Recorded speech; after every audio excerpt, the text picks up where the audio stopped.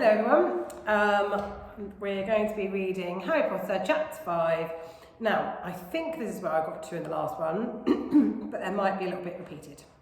So this is the last section, not Chapter 5, Chapter 6. Last section of Chapter 6. I'm Hermione Granger, by the way. Who are you? She said this all very fast. Harry looked at Ron and was relieved to see by his stunned face that he hadn't learned all the set books off by heart either. I'm Ron Weasley, Ron muttered.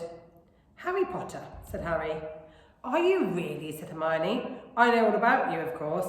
I got a few extra books for background reading, and you're in modern magical history, and the rise and fall of the dark arts, and great wizarding events of the 20th century. Am I? Said Harry, feeling dazed. Goodness, didn't you know? I'd have found out everything I could if it was me, said Hermione. Do either of you know which house you'll be in? I've been asking around, and I hope I'm in Dumbledore. It sounds the best by far. I hear Dumbledore himself was one, but I suppose Ravenclaw wouldn't be too bad.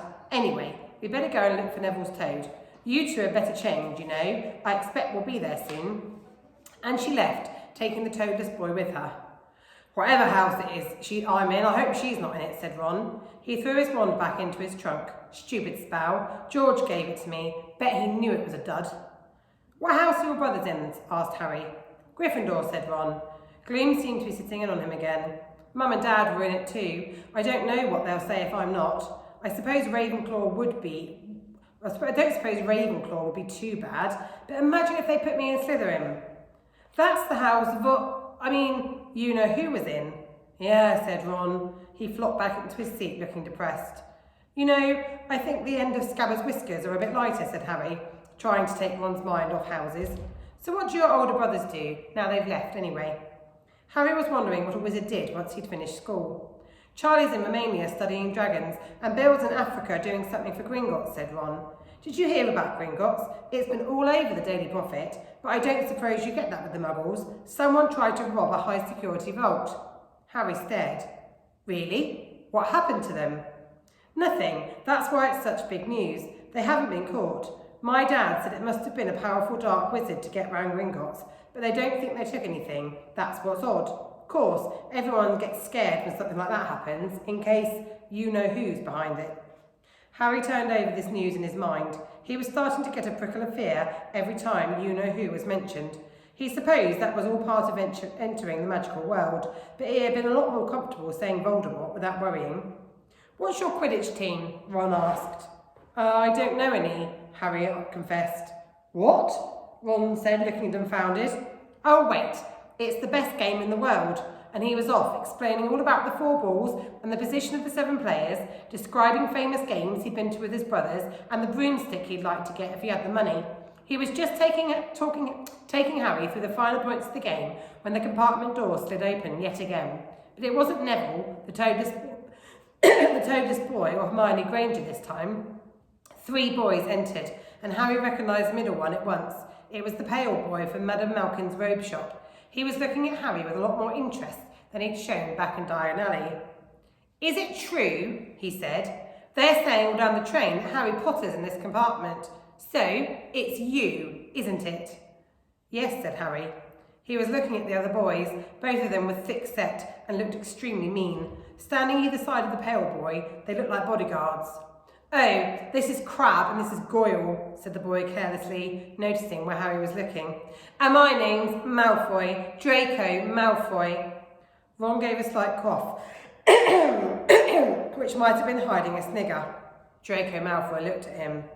Think my name's funny, do you? No need to ask who you are. My father told me all the Weasleys have red hair, freckles, and more children than they can afford. He turned back to Harry. You'll soon find out some wizarding families are much better than others, Potter. You don't want to go making friends with the wrong sort. I can help you there. He held out his hand to shake Harry's, but Harry didn't take it. I think I can tell who the wrong sort are for myself, thanks, he said coolly. Draco Malfoy didn't go red, but a pink tinge appeared in his pale cheeks. I'd be careful if I were you, Potter, he said slowly. Unless you're a bit politer, you'll go the same way as your parents. They didn't know what was good for them either.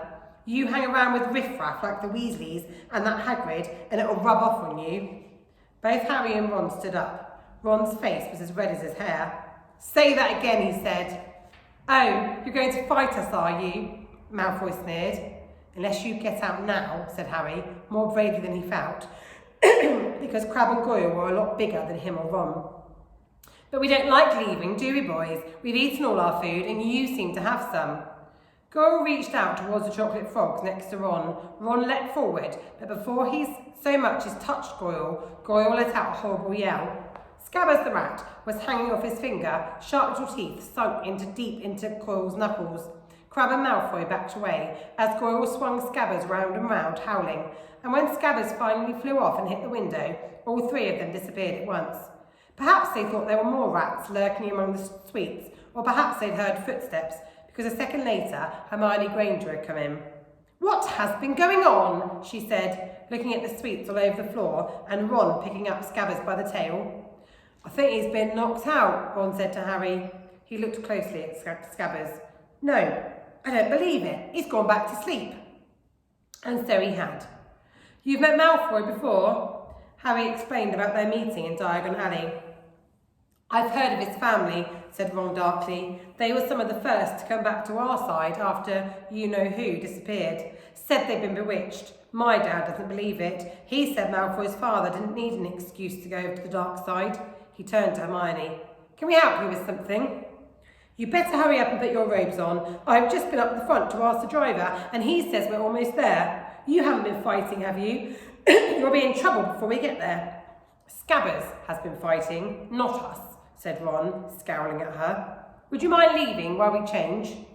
"All right. I only came here because people outside are behaving childishly, racing up and down the corridor," said Hermione in a sniffy voice. "And you've got dirt on your nose, by the way. Did you know?" Ron stared at her as she left. Harry peered out of the window. It was getting dark. He could see mountains and forests under the deep purple sky. The train did seem to be slowing down. He and Ron took off their jackets and pulled on their long black robes. Ron's were a bit short for him, and you could see his trainers underneath. A voice echoed through the train. "We will be reaching Hogwarts in 5 minutes' time. Please leave your luggage on the train. It will be taken to the school separately." Harry's stomach lurched with nerves, and Ron, he saw, looked pale under his freckles. They crammed their pockets with the last of the sweets and joined the crowd forming in the corridor.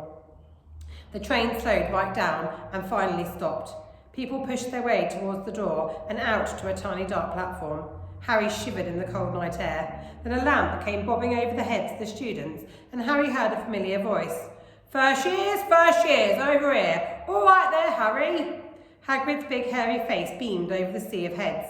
"Come on, follow me. Any more first years? Mind your step now. First years, follow me."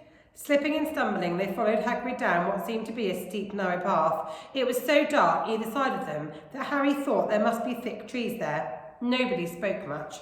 Neville, the boy who kept losing his toad, sniffed once or twice. You'll get your first start at Hogwarts in a sec," Hagrid called over his shoulder. "Just round this bend here." There was a loud "ooh." The narrow path opened suddenly onto the edge of a great black lake. Perched atop a high mountain on the other side, its windows sparkling in the starry sky, was a vast castle with many turrets and towers.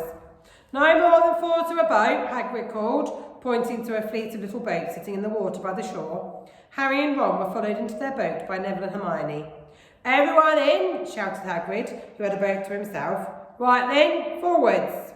And the fleet of little boats moved off at once, gliding across a lake which was as smooth as glass. Everyone was silent, staring up at the great castle ahead. It towered over them as they sailed nearer and nearer to the cliff which it stood. "Heads down!" yelled Hagrid as the first boats reached the cliff. They all bent their heads, and the little boats carried them through the curtain of ivy which had a wide opening for the cliff face. They were carried along a dark tunnel which seemed to be taking them right underneath the castle until they reached a kind of underground harbour where they clambered out onto rocks and pebbles. "Oi, you there! Is that your toad?" said Hagrid, who was checking the boats as people climbed out of them. "Trevor!" cried Neville blissfully, holding out his hands. Then they clambered up a passageway into the rock after Hagrid's lamp, coming out at last onto smooth, dark grass right in the shadow of the castle. They walked up a flight of stone steps and crowded around the huge oak front door. "Everyone here? You still got your toad?" Hagrid raised a gigantic fist and knocked 3 times on the castle door. Right, your activity now is to write a few sentences about maybe a paragraph describing, in role as Harry or Ron, describing how they felt as they approached the castle. Well done.